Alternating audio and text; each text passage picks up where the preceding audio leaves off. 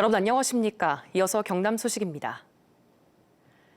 어제 열린 국회 과방위 법안심사소위에서 우주항공청 특별법 심사는 끝내 불발됐습니다. 우주항공청법의 내일 국회 본회의 상정은 물리적으로 불가능해졌고 연말 임시국회에서도 통과를 장담할 수 없게 됐습니다. 천연수 기자가 보도합니다. 우주항공청 특별법은 당초 국회 과방위 법안심사소위의 마지막 안건으로 다뤄질 예정이었습니다.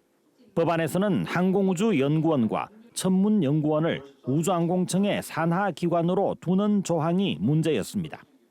야당은 이 조항을 부칙이 아닌 법안 본문에 넣고 문구를 명확히 할 것을 요구했고 과기정통부는 이를 받아들여 사실상 쟁점이 해소된 상태였습니다. 어떤 형태로든지 간에 빨리 개정할 수 있는, 법이 빨리 통과할 수 있는 형태로 저희는 의원님들이 뜻을 모아주시면 적극 따르도록 하겠습니다. 하지만 회의 막바지 야당 간사가 석연치 않게 퇴장해 우주항공청법의 심사 여부는 협의에 실패했고 논의가 또 미뤄졌습니다. 우주항공청법이 과방위 심사를 받지 못하면 다음 절차로 넘어갈 수 없습니다. 이 때문에 오는 8일 국회 본회의 상정은 어렵게 됐습니다. 국회만 바라보던 지역의 실망감은 클 수밖에 없습니다. 정말 어이가 없고 좀 몽리를 부리는 기분입니다. 참 그 앞을 가늠을 할 수 없는데요. 정말 쉽지 않은 일을 같기도 합니다. 이제 우주항공청법은 21대 마지막 정기국회에서 쟁점 법안을 논의할 여야 2+2 협의체에서 다뤄질 것으로 예상됩니다.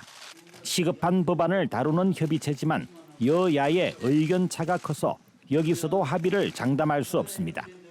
우주항공청법이 결국 해를 넘기게 되면 내년 총선 국면을 맞이하게 돼 국회 통과는 더 어려워집니다. 경남도민들이 우주항공청법의 연내 통과라는 희망의 불씨를 버릴 수 없는 이유입니다. KBS 뉴스 천연수입니다.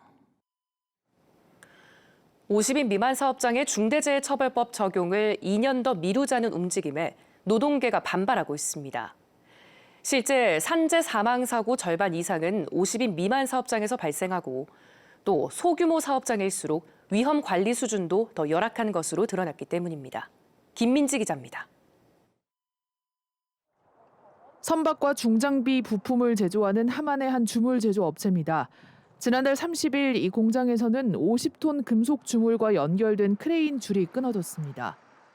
이 사고로 인근에서 작업을 하던 외국인 노동자 한 명이 끊어진 줄에 가슴을 맞아 병원으로 옮겨졌지만 숨졌습니다. 지난해 8월에도 크레인 작업을 하던 50대가 숨지는 등 이 사업장에서는 1년 3개월 만에 2건의 사망 사고가 이어졌습니다. 하지만 상시 근로자 50인 미만이어서 중대재해처벌법 적용은 피해갔습니다. 올해 들어 3분기까지 전국의 산재 사망 사고는 449건, 57%가 50인 미만 사업장에서 발생했습니다. 작업하시다 다쳐가지고 공상하는 경우가 전 직원의 지금 현재 한 50% 이상이 그 법을 유예하면은 저희들은 아무런 더 열악한 환경에 처하게 되겠죠. 경남 노동계 자체 조사에서도 50인 미만 사업장의 열악한 안전관리 실태가 확인됐습니다. 50인 미만 사업장에서 위험한 기계 기구에 대한 작업 절차서가 없다고 응답한 비율은 30.7%. 반면 100인 미만 사업장은 2.8%에 불과했습니다. 위험 예방을 위한 정보와 교육을 받지 않았다는 응답 역시 50인 미만 사업장에서 크게 높았습니다. 안전보건 경영 수준은 300인 이상 사업장과 5배 이상 차이 났습니다. 작년만 해도 안전보건관리 체계 구축을 위해서 수백억을 투자를 했습니다. 그러니까 충분히 준비가 안 됐다는 것이 아니고 실제로 할 생각이 없다는 겁니다. 노동계 반발이 커지는 가운데 국회에서는 중대재해처벌법 확대 적용 유예안이 본격 논의됩니다. KBS 뉴스 김민지입니다. 경상남도가 논란이 되고 있는 경남 도립의료원 진주병원을 어떻게 운영할지 용역안을 발표했습니다. 500병상 정도의 규모로 지어 위탁 운영하는 것이 의료 서비스를 높이고 또 재정 부담을 줄일 수 있다는 게 핵심입니다. 송현준 기자가 보도합니다. 경남 서부권 의료 공백을 해결할 기반이 필요하다. 경남 도립의료원 진주병원의 밑그림을 맡은 용역 수행기관은 설립 당위성을 재차 강조했습니다. 실제 사천과 남해 주민들의 입원 진료 중 53.7%와 75.4%가 진주가 아닌 다른 지역으로 원정 진료를 받고 있고 하동과 산청도 비슷한 수준입니다. 주민 650여 명에게 진주병원에 대해 바라는 점을 물어본 결과 야간과 응급 서비스가 25.4%로 가장 많았고 의료 수요 충족과 저소득층 진료 등이었습니다. 경남도의회에서 제기된 적자 문제에 대한 대답도 나왔습니다. 진료과를 상황에 맞춰 18개의 과로 줄여 280병상 규모로 운영하면 2년 차에 흑자로 전환할 가능성도 있다는 전망을 제시했습니다. 다만 의료 품질을 높이고 재정 부담을 줄이기 위해선 500병상 규모로 확대하는 게 가장 이상적이라는 설명입니다. 적정 규모, 적정 전문의 확보가 의료 소비자의 선택을 받아 적자 경영에서 벗어날 방법이라는 겁니다.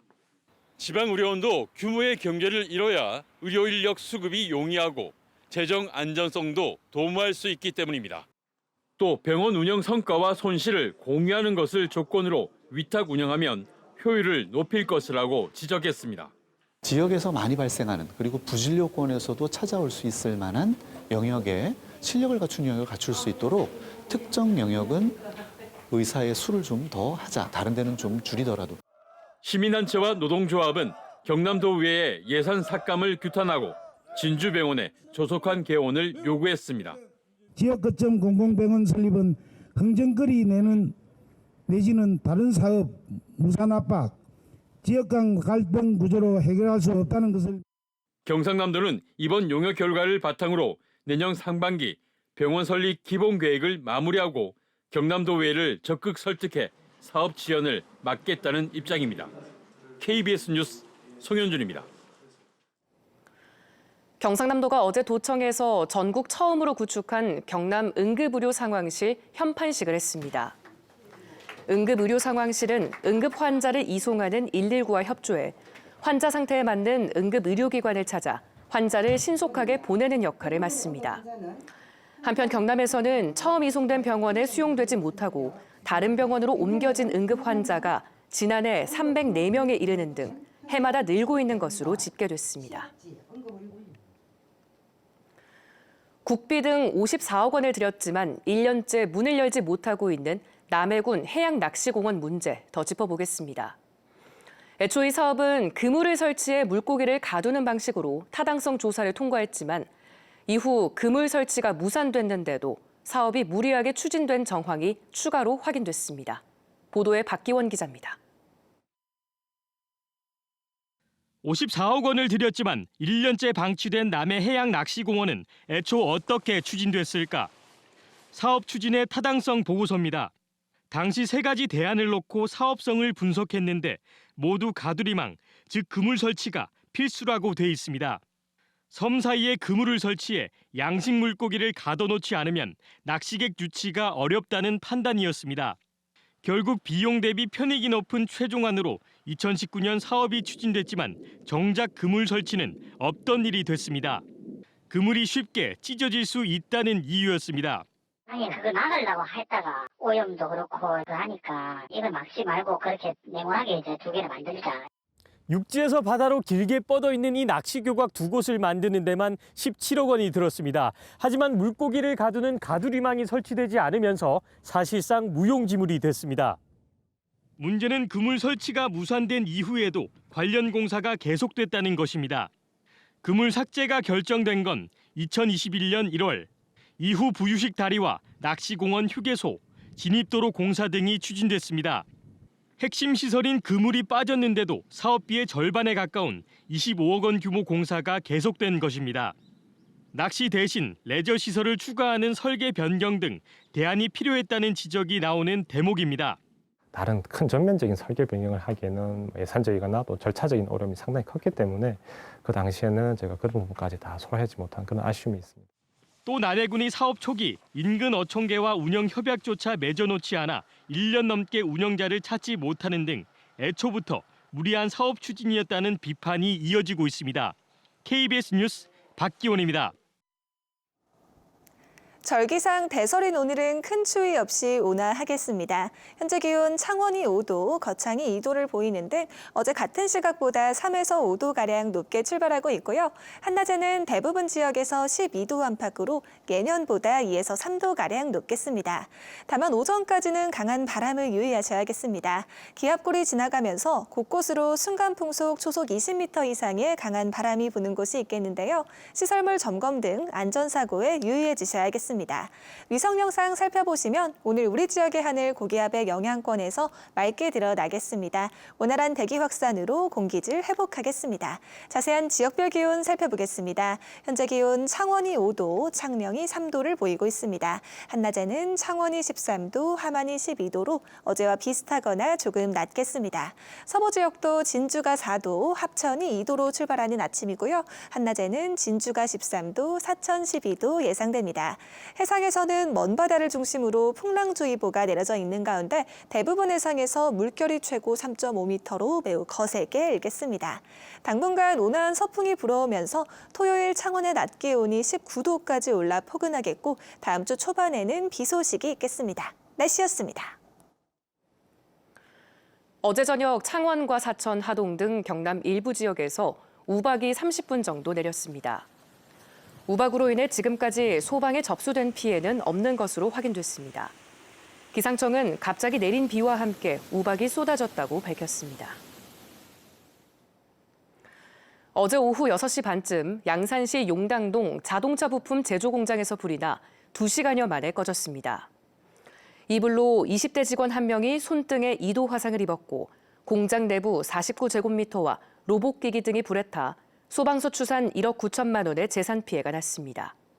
소방과 경찰은 불을 목격한 공장 직원 등을 상대로 화재 원인을 조사하고 있습니다. 방위사업청이 장보고 3급 잠수함의 배치2 3번함 건조 우선협상 대상자로 하나오션을 선정한 것으로 알려졌습니다. 이번에 건조하는 잠수함은 3,600톤급의 1조 원대 사업으로 예상되며 방위사업청과 본계약 절차를 남겨두고 있습니다. 장보고 3급 잠수함은 5척 가운데 하나오션이 4척, HD 현재가 1척을 건조했으며 이번 계약이 성사될 경우 배치2의 3척을 모두 한화가 건조하게 됩니다. 뉴스를 마칩니다. 시청해주신 여러분 고맙습니다.